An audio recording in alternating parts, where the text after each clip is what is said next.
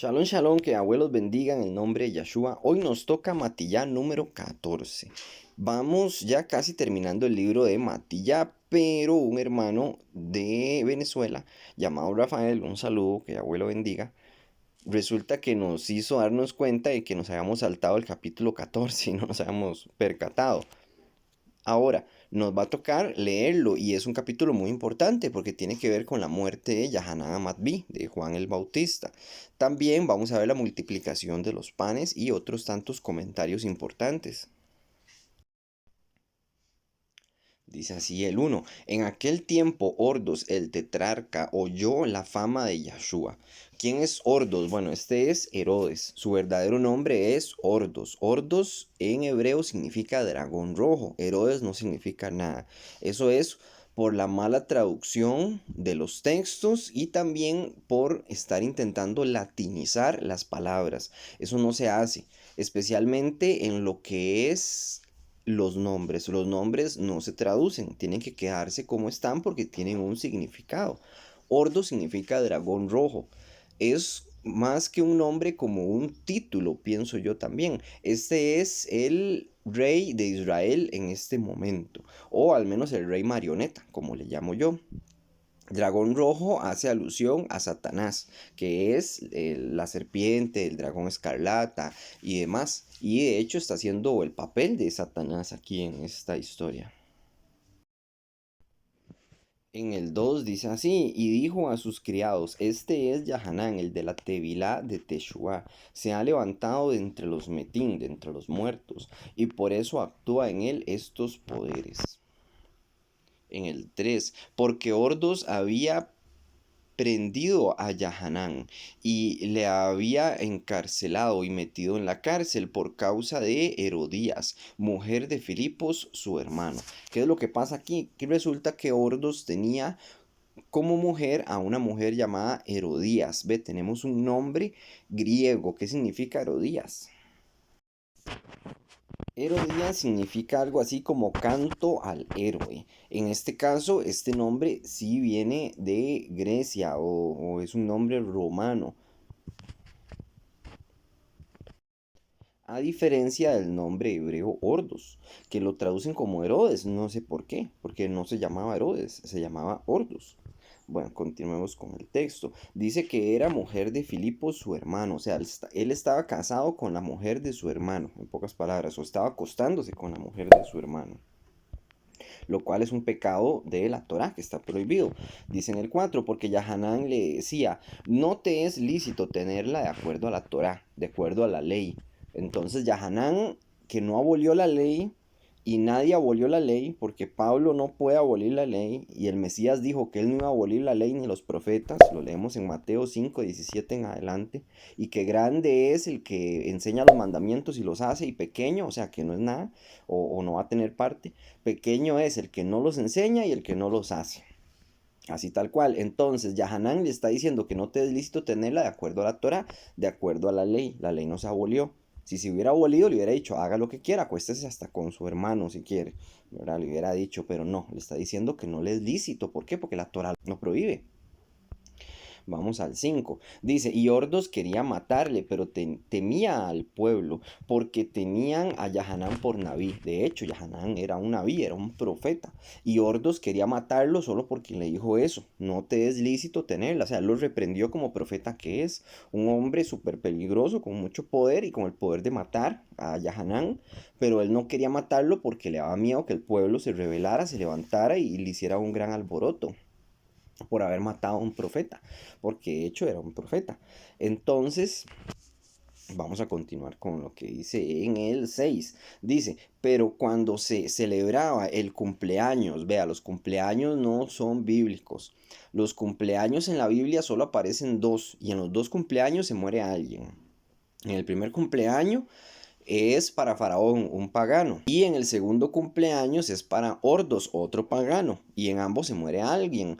En el de Faraón es cuando estaba Joseph y matan al panadero. ¿Recuerdan? Que estaba el panadero y el copero y que tenía que ver con el cumpleaños de Faraón. Iba a dejar libre a uno y dejó libre al copero y al panadero lo mató. Y ahora aquí tenemos que muere también Juan el Bautista a manos de un pagano, Ordos. Entonces dicen el 6 de nuevo. Pero cuando se celebraba el cumpleaños de Ordos, la abad de Herodías, la hija de Herodías, danzó en medio y agradó a Ordos. Ella se puso a danzar y le agradó mucho a Ordos. Entonces Ordos le va a prometer algo, lo que ella quiera. Le puede pedir lo que quiera y eso no se hace, digamos, cuando uno dice le doy algo, es mejor darle algo con condiciones. No decirle, le doy lo que quiera, si quiere hasta la mitad del reino, o sea, es algo muy tonto. Darle todo a una mujer solo porque bailó muy bien en el 7 pero seguro estaba ebrio y aparte de que ya era un hombre malo y pagano. En el 7 dice, por lo cual éste le prometió con Shebúa, con juramento, darle todo lo que pidiese. Ella, instruida primero por su madre, que estas Herodías, dijo, dame aquí en un plato la cabeza de Yahanán, el de la Tevilá de Teshuvá, Juan el Bautista. Y ella le está pidiendo la vida de Juan el Bautista porque la mamá le dijo que pidiera eso, una abominación. En el 9 dice, entonces el Melec se entristeció, pero a causa del juramento y de los que estaban con él en la mesa, mandó a que se la diesen. Él se vio obligado a respetar su palabra, porque sea como sea, él era un rey, una marioneta sí, pero era un rey y tiene la potestad para hacer este tipo de cosas, pero no solamente tiene la potestad, sino que se vio en la obligación de cumplir con su palabra. En aquel entonces importaba mucho la palabra, porque si él no cumplía con su palabra significa que no se puede hacer tratos con él. Como hoy en día, si usted tiene un amigo o X persona y le dice, mire, yo le doy mi palabra de que le voy a vender esto a tal precio y después le cambia el precio y le vuelve a cambiar el trato y se lo vuelve a cambiar, es una persona en la que usted no puede confiar hoy en día y ahora en aquel entonces todavía más. Porque si digamos, se dispersaba la noticia de que Ordos no cumplía con su palabra, eso lo rebajaba como hombre, le quitaba valor. Entonces era muy importante para él cumplirla. Aún así, yo no la hubiera cumplido, hubiera preferido perder mi valor como hombre que matar a un profeta, por supuesto. Dice el 10 y ordenó decapitar a Yahanán en la cárcel. Entonces fueron y decapitaron a Yahanán. Y fue traída la cabeza en un plato y dada a la muchacha, y ella se la presentó a su madre. En el 12 dice así, entonces llegaron sus talmidín y tomaron el cuerpo y lo enterraron y fueron y dieron las nuevas a Yahshua. Tenemos que los seguidores de Yahaná Amadbi toman el cuerpo, no se nos dice que también la cabeza, es posible que lograron enterrarlo completo, con la cabeza y el cuerpo.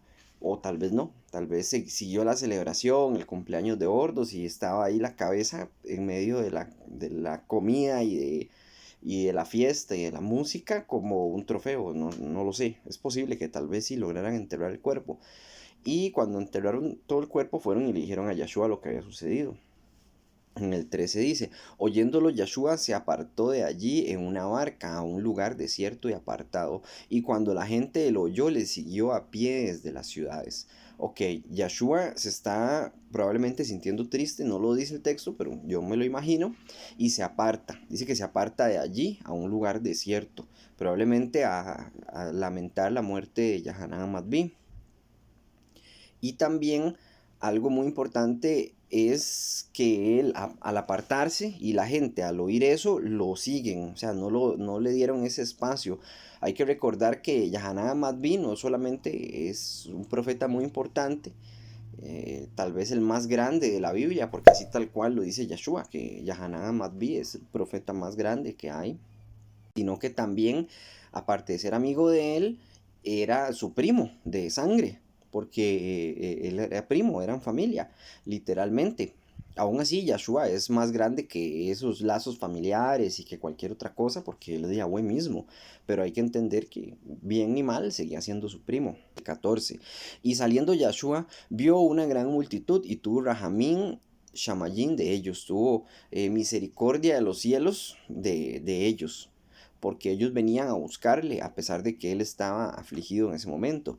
Y dio refúa a los jolín y dio sanidad a los enfermos, a los jolín.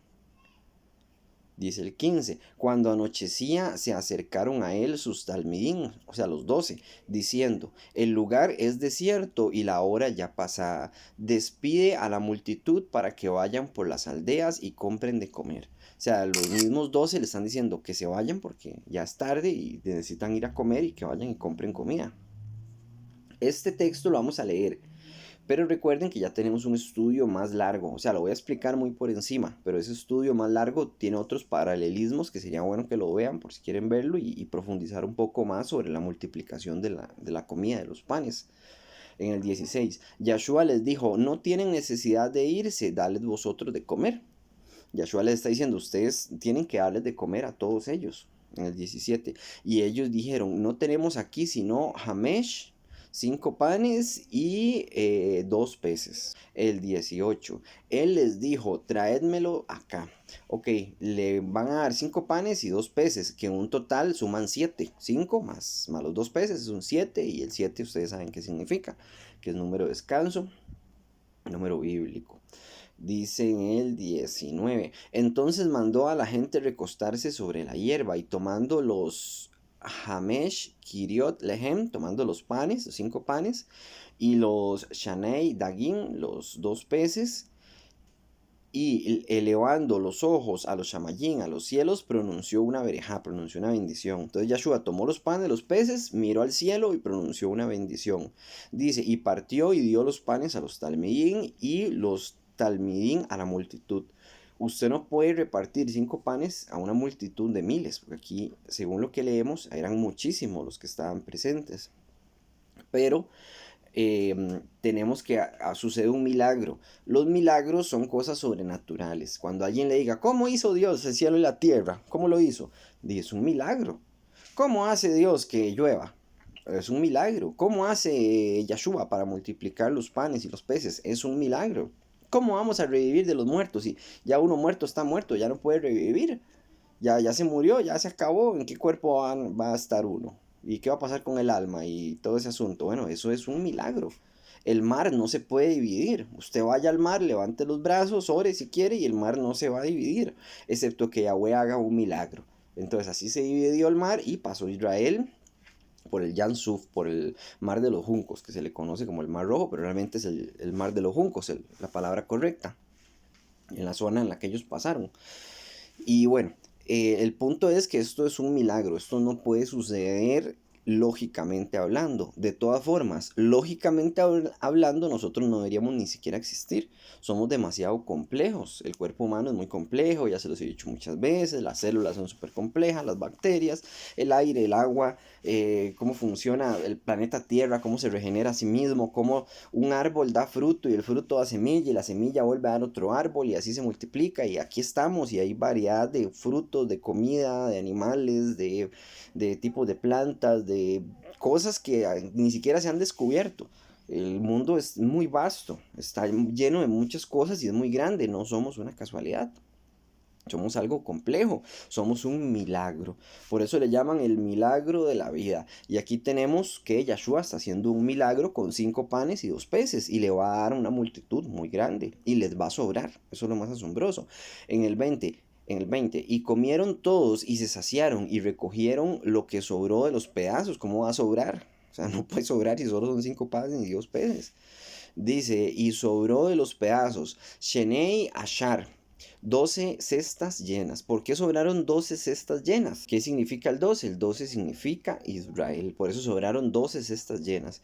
Y dice en el 21, y los que comieron fueron como 5,000 Anashim, sin contar a las Nashim y a los Yeladín, que fueron como 5,000 hombres, sin contar mujeres y niños. O sea, comieron más todavía, imagínense la gran cantidad de personas que comieron. No puede sobrar nada y aún así está sobrando y llenas. O sea, hubo un milagro. Dice el 22, enseguida Yahshua hizo a sus talmidín entrar a la barca e ir delante de él a la otra ribera, entre tanto que él despedía a la gran multitud. En el otro estudio que les puse en pantalla, ese estudio yo explico dónde era que estaban ellos ubicados y por qué es que se montan en una barca y todo ese asunto, por si quieren verlo y más detalladamente, pero es que ya lo vimos. Entonces es como explicar lo demás. En el 23, despedida la multitud, subió a jajar al monte, a hacer tefilá aparte, a hacer una oración por aparte. Él quiso alejarse de todos y hacer una oración. Dice, y cuando llegó a la noche estaba allí solo. Yahshua estaba solo haciendo una oración en el jajar, en el monte. ¿Qué simboliza el monte? Bueno, el monte simboliza una autoridad. Siempre que se habla de un cuerno en la Biblia, de un monte, de una montaña, del monte de Sión, todo eso tiene que ver con una autoridad. Entonces, él está ahí, en un punto de vista simbólico, claro está, ¿verdad? En el 24. Y ya la barca estaba en medio del Yam, en medio del agua. Creo que aquí estaba en el mar de Galilea, que le llaman, que es un gran lago. Pero bueno, entonces dice que estaba en medio, azotada por las olas, porque el viento era contrario. Ellos estaban en el barco mientras él estaba en el monte orando. Entonces ellos al ver esto, los 12 discípulos van a ir a recogerlo, pero el viento se puso muy fuerte, el ruaj, eso es un viento. Estaba soplando con mucha fuerza. Recordemos que el Ruach HaKodesh es el de Yahweh, pero un Ruach maligno puede ser el de Satanás. También, ¿verdad? O sea, hay un Ruach en el sentido, lo que se conoce como espíritu. Realmente no es espíritu, es Ruach. Y aquí tenemos un viento, un Ruach, que los está azotando a los 12. Los está desestabilizando sobre la barca en la que están. ¿Qué representa el agua en las visiones y en las profecías? El agua representa muchedumbre de gente. Tenemos a los 12 discípulos en la barca montados. Y aquí están los 12 que están siendo tambaleados, entre comillas, digamos, sobre esta muchedumbre de gente. Y hay un viento que los está intentando botar. Los está intentando, veámoslo desde un punto de vista diferente, digamos, desde mi perspectiva. Los está intentando lanzar al mundo también. Los está intentando matar, los está intentando ahogar. Los está lanzando al mar porque dentro del simbolismo el mar representa muchedumbre de personas. El 25. Más en la cuarta vigilia de la noche, Yahshua vino a ellos andando sobre el Yan. Ellos probablemente no podían acercarse a la orilla. Entonces Yahshua fue hacia ellos, caminando sobre el agua. De nuevo, ¿qué significa el agua? Significa muchedumbre de personas, el mar, en las visiones. Ya les he dado ejemplos. Y aquí tenemos Yahshua caminando sobre esta muchedumbre de personas. Una vez un cabalista, estos locos, me dijo que Yahshua era muy esotérico y que practicaba magia y todo el asunto. Así me lo dijo, ¿verdad? Voy a decir Jesucristo mejor. Era muy esotérico y que flotaba sobre el agua. No, él no flotaba, él caminaba sobre el agua, que no es lo mismo. Entonces él quería, según él, meterme en todo este asunto de la Kabbalah y enseñarme a flotar, según él, ¿verdad? Pero no se puede flotar. Yo le dije, bueno, hágalo usted, flote, mándeme un video flotando. Es una estupidez, váyase flotando al trabajo, váyase flotando por las nubes del cielo y enséñele al mundo que usted puede volar. Es una estupidez, la gente no puede volar. Y hay personas que les gusta mucho la fantasía, que dicen, sí, sí, es que son magos y estudian esoterismo y hicieron un pacto con el diablo, entonces pueden volar. Bueno, pues que vuelen, que se lo demuestren al mundo, que salgan volando por todas partes, pero no pueden. ¿Por qué? Porque es mentira, porque la brujería no sirve. Porque si la brujería sirviera, todos los brujos serían millonarios, todos pegarían la lotería. Porque ellos supuestamente saben qué número va a salir. Bueno, pues que compren la lotería. Y si ellos tienen magia real, o sea, veámoslo así, digamos que yo soy un pagano y yo tengo magia real, pues yo me caso con Jennifer López, con mi magia. Hago magia y me caso con Jennifer López y que Jennifer López me mantenga y tengo una mujer ahí bonita, digamos, o con alguna actriz que usted se le ocurra y diga, Angelina Jolie o qué sé yo, alguna que usted considere bonita y lo mantenga y con sus poderes de amor y demás la conquiste. Es una fantasía. Los poderes mágicos no existen. La cosa es que las personas que se ponen a jugar a la magia, eso sí, sí son afectados por demonios, sí están llenos de demonios, porque están haciendo hechicería, brujería que no sirve, pero le están abriendo la puerta a los demonios para que vivan en ellos y están alejando a Yahweh de su vida. Eso sí, ahí sí están malditos, que eso es muy diferente, pero que les vaya a resultar es otra cosa. En el 26, y los Talmidim viéndole andar sobre el Yan, Yan significa mar en hebreo, se turbaron, diciendo, un fantasma, y dieron voces de miedo. Ok, ¿los fantasmas existen? Les pregunto yo a ustedes.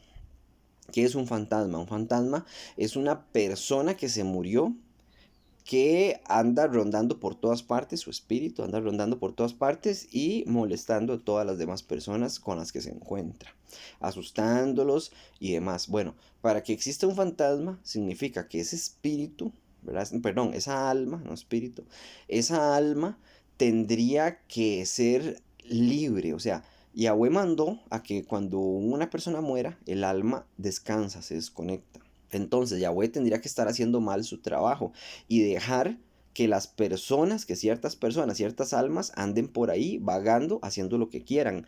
Los demonios sí existen, pero los fantasmas no. Entonces, ¿qué pasa en este texto? Porque aquí dice fantasma. Si lo buscamos desde el griego, va a aparecer igual, un fantasma, un espectro. Recordemos que este texto solamente está en griego, por desgracia. Cuando entró Roma a destruir el templo, también destruyeron todos los textos en hebreo y estas cartas, a pesar de haber estado en hebreo originalmente, las destruyeron. Entonces no conocemos la palabra, o sea, la tenemos por las traducciones griegas que fueron las que se salvaron. Muchas Torah, es más, también se destruyeron, muchos Tanakh, llamémosle, mal llamado Antiguo Testamento, y también lo que conocemos como el Nuevo Testamento se destruyó desde el hebreo, quedó nada más en griego porque eso fue lo que respetaron. Y buscando la palabra, pues es lo mismo, o sea, va a decir lo mismo, va a decir fantasma. La cosa es que si ellos creen que existen los fantasmas, no significa que existan los fantasmas. O sea, si ellos hablaran de un hombre lobo, no significa que existan los hombres lobo. Tal vez era una creencia popular, que siempre ha sido popular, de que una persona al morir puede volver su alma, porque el alma sí, siempre ha existido. Y esa creencia siempre ha existido en todas las culturas, de que las personas tienen alma. Aunque sean culturas aborígenes, siempre han creído en la idea de un alma. Ahora, si ellos tienen esta idea en la cabeza, no significa que exista, eso es lo que quiero dar a entender, para que no caigan en la fantasía de creer en fantasmas, de llamar fantasmas, de hablar con fantasmas. No esperen que un fantasma los visite, un antepasado, porque eso no va a pasar, simplemente no va a suceder. En el 27 dice, pero enseguida Yahshua les habló diciendo, Hazak, Anihu, no temáis, le está diciendo yo soy, Anihu, yo soy es una palabra que nos ponen aquí en Shemot 3.14, Éxodo 3.14, que es una forma de presentarse Yahweh a Moisés. Cuando Yahweh se presentó a Moisés en la zarza ardiente, le dijo yo soy, Anihu. Entonces Moisés sabía que ese yo soy es Yahweh, por supuesto, y Yahshua está diciendo lo mismo, yo soy, que tiene que ver con que es Yahweh. En el 28, entonces respondió Kefa y dijo, Adoneino, Señor, si eres tú, manda a que yo vaya a ti sobre las Mayín. Ellos estaban asustados al ver a una persona caminando sobre el agua. Claro, pensaron que era un espectro o alguna cosa así por el estilo. Pero Kefa le está diciendo que mande, que le mande a la naturaleza en sí, que por favor él pueda caminar también sobre el agua. En el 29, y él dijo, ven, y descendiendo Kefa de la barca andaba sobre las Mayín para ir a Yahshua. Kefa descendió, lo logró y logró caminar sobre el agua también. Fue algo, imagino que una experiencia nunca antes vivida por nadie y solo por él. Aparte de Yahshua, claro está, pero fue un milagro y todos lo presenciaron. En el 30 dice así, pero al ver el fuerte viento tuvo miedo, otra vez un fuerte ruaj, puede ser un ruaj maligno, Satanás, una representación, tuvo miedo y comenzó a hundirse, comenzó a dudar, claro. Satanás se podría decir que lo tentó, si lo vemos desde un punto de vista espiritual y desde mi perspectiva, por supuesto, ¿verdad? O sea, yo lo veo así en pocas palabras. Entonces dice que comenzó a hundirse. Dio voces diciendo, Adoneino, Hosheinu, sálvame, mi señor, sálvame. Él sentía que se iba a morir, que se iba a ahogar, tuvo miedo. El 31. Al momento Yahshua extendió la yad, la mano, asió de él y le dijo, hombre de poca emuná, hombre de poca fe, ¿por qué dudaste? Él iba bien, iba caminando por buen camino, ¿por qué dudó? Que no nos pase lo mismo a nosotros. Nosotros vamos por buen camino también, estamos buscando. ¿Para qué dudamos? Y si dudan, bueno, hablen conmigo, tal vez podamos encontrar respuesta de por qué pasan las cosas. les soy franco, hay personas que les pasan cosas muy feas, pero muy, muy, muy feas, que los asaltan, que les disparan, tienen un tumor, que se van a morir. Les pasan cosas muy, muy, muy feas en el día a día, en la vida. Pero aún así no dudemos de que Yahweh nos va a resucitar y de que esta vida es pasajera. Y que a veces también hay que aceptar las cosas como son. Vienen castigos fuertes para las personas que han pecado, que se han alejado de Yahweh. A veces yo he escuchado personas que me dicen, mire, es que a mí, qué sé yo, imaginemos, me asaltaron y me dispararon y me robaron y perdí mi casa y mi familia y mi esposa. ¿Y dónde estuvo Dios en ese momento? Dicen, porque lo he escuchado. ¿Dónde estuvo Dios? Pero la pregunta no es dónde estuvo Dios, dónde estuvo usted para Elohim todo este tiempo. Toda una vida viviendo como un pagano, ¿dónde estuvo usted para Elohim? Toda una vida celebrando domingos, navidades, San Valentines, toda una vida haciendo pecado y viviendo pecaminosamente, y cuando le pasan las cosas malas, ¿dónde estuvo Dios? Ah, es que yo no soy tan malo, yo no he matado a nadie. Es que, vea, hay muchos tipos de pecados. No solamente es no matar y no robar, pero hay muchos tipos de pecados. Claro, hay niveles, claro está. No va a ser lo mismo robarse un lapicero que robar un banco o robarle a una persona pobre que no tiene nada. O sea, es peor. Siempre hay niveles de pecados, pero no deja de ser robar. Siempre sigue siendo algo malo. Igual el fornicario, igual el adúltero, igual el pagano, igual que celebra fiestas paganas, el que no busca a Yahweh nunca. ¿Cómo va usted a reclamarle, ver hacia arriba al cielo y gritarle al cielo que dónde está Yahweh si usted no está para él? En el 32. Y cuando ellos subieron a la barca, se calmó el viento. Cuando Kefa, mal llamado Pedro, y Yahshua subieron a la barca, se calmó un poco el viento. Entonces los que estaban en la barca vinieron y le adoraron, diciendo, verdaderamente eres el Ben Yahweh. Ah, no, el viento se calmó por completo y ellos le adoraron y le dijeron que era el Ben Yahweh. Ben Yahweh es aceptar de que Él es el Mesías. El 34 y terminada la travesía vinieron a Genesaret. Cuando le conocieron los Anashim, los hombres de aquel lugar, enviaron noticias por toda aquella tierra alrededor y trajeron a él todos los enfermos. O sea, ya cuando sabían que Yahshua estaba ahí y quién era él, mandaron noticias a todas las personas, le dijeron, traigan a todos los enfermos para que los sane. En el 36. Y le rogaban que les dejase tocar solamente los tzitzillot de su talit. Y todos los que lo tocaron recibieron refuá, recibieron sanidad. Esto de los tzitzillot del talit es una profecía. Aquí la podemos ver en... Vean, esto está en Secar Zacarías 8:21. Vea el nombre de Zacarías, también da testimonio el nombre de Yahweh. Ve que termina con secar ya. Ese ya es de Yahweh. Ahora, en el 22 en adelante, vamos a leerlo, dice, sí, muchos pueblos y naciones poderosas vendrán de todo corazón a buscar el rostro de Yahweh, Ha el Yom, Yahweh el Elohim Altísimo, en Jerusalén y a implorar el favor de Yahweh. Vea, tenemos que van a venir a Jerusalén, todas las naciones del mundo van a venir a Jerusalén a buscar de Yahweh. Entonces no tenemos un Vaticano ni nada por el estilo, pero eso ya lo sabemos nosotros. Pero igual ustedes pueden tomarle un screenshot a estos textos y usarlos para predicarle a otras personas.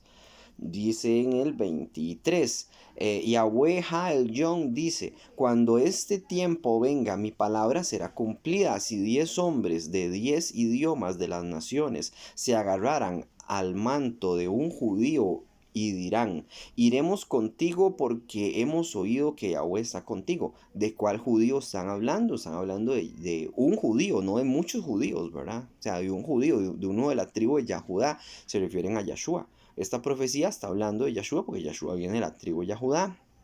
Dice que se va a agarrar del manto de un judío, o sea, de los tzitzillot, que representan los mandamientos, como ya hemos leído, que los tzitzillot representan los mandamientos de Yahweh.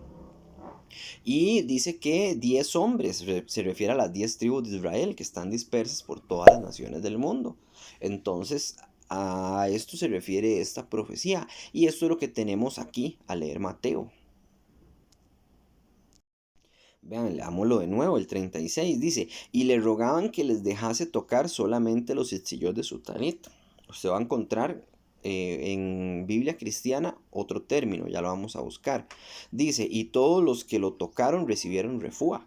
Ellos tocaban los itzillot del talit porque ellos están recordando esta profecía.